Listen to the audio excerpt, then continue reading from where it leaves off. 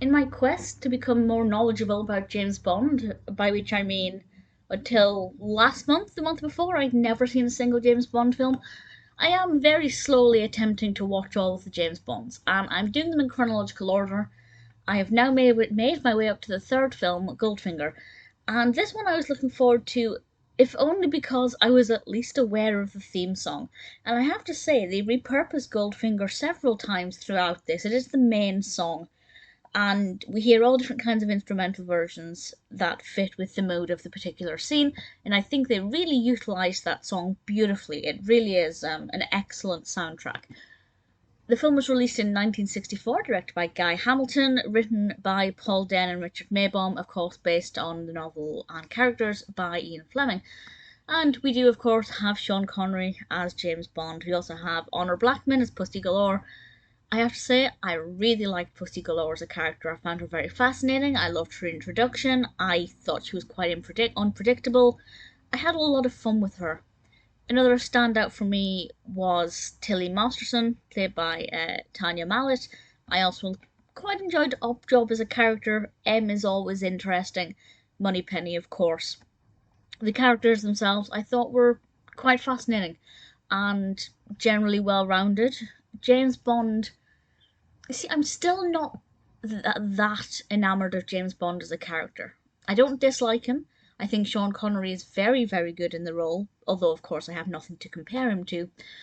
And I enjoy the performance, but I haven't really gelled with the character the way I have with characters of other series or franchises. But there's still plenty of time for that. So I'll read the description from IMDb to give you an idea of what this is about, just in case, like me, until recently, you hadn't seen this. This description explains it more than I could, very concisely as well. While investigating a gold magnate's smuggling, James Bond uncovers a plot to contaminate the Fort Knox gold reserve. Gold, that's pretty exciting. That's something we can all get behind. I think most of us would like to at least see a real bar of gold at some point in our life. I think there's one at the Bank of England Museum. And there is a lot of gold in this, a lot of references to gold. Without going into too much detail, I'm sure you're aware of the iconic use of gold paint. That's something that I had seen many times in pictures and things over the years, so that was something that I was aware of. But of course, I didn't know the context. I'm not going to explain the context. The use of gold, almost as an emblem, I think works really well. There are some interesting aspects of the narrative that I thought were developed really well. The narrative it still doesn't seem as well developed as Doctor No. I feel like of the three I've seen, Doctor No is still the one that I think is the best developed so far. But there are no problems with the narrative as such, at least from me watching it for one time. Maybe if I watched it again and again, I would find certain aspects better. I'd get a deeper understanding of them. Certain aspects I may actually think were not as well done. I'd be keen to know what you think if you've seen it multiple times, and if your opinion of the narrative itself changed, or if you kind of just felt the same. So the narrative for me was interesting, the execution was okay. What I did love though, two things that I thought were really well done.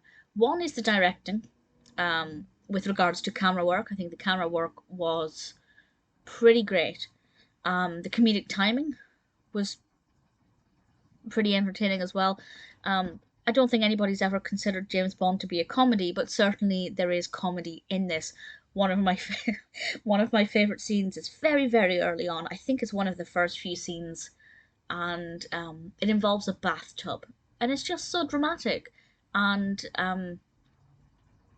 the way Bond kind of just carries on with things as normal straight after, I just found very amusing. It does inject humour there at a really good rate, and I found that to be really pleasing, but not in a way that overshadows the seriousness of the narrative and the action aspect of it. The scene with the car crusher. I loved it so much.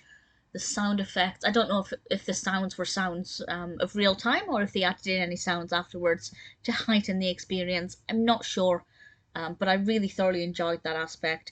And the gadgets. With this film, of the three, this one does gadgets the best.